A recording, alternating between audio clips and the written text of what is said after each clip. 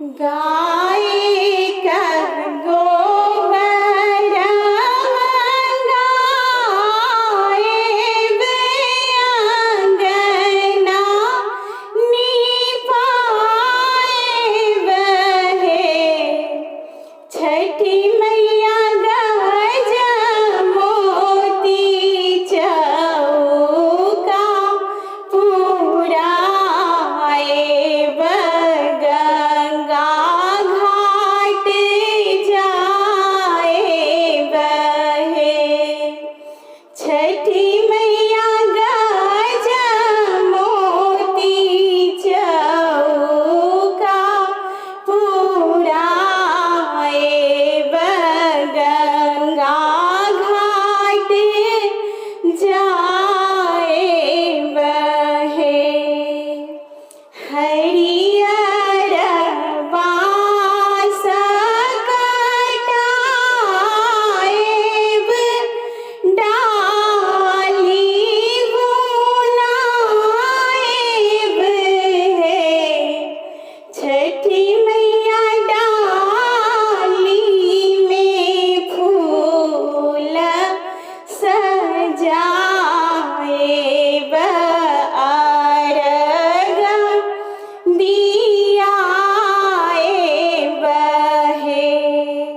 छठी मैया डाली में फूल सजाएब अर्घ दियाएब हे। पोखरी घाट धोआएब चहु दिस सजाएब हे। राना मैया पोखरी में हाथी बैसाएब दीप जराएब हे। राना मैया पोखरी में हाथी बैसाएब दीप जराएब हे। निर्मल गंगा जी के पानिया बीच ठाऊ ठारे भेली हे।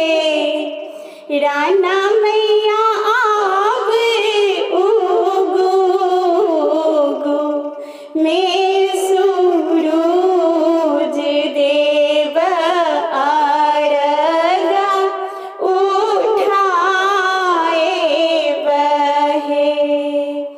राना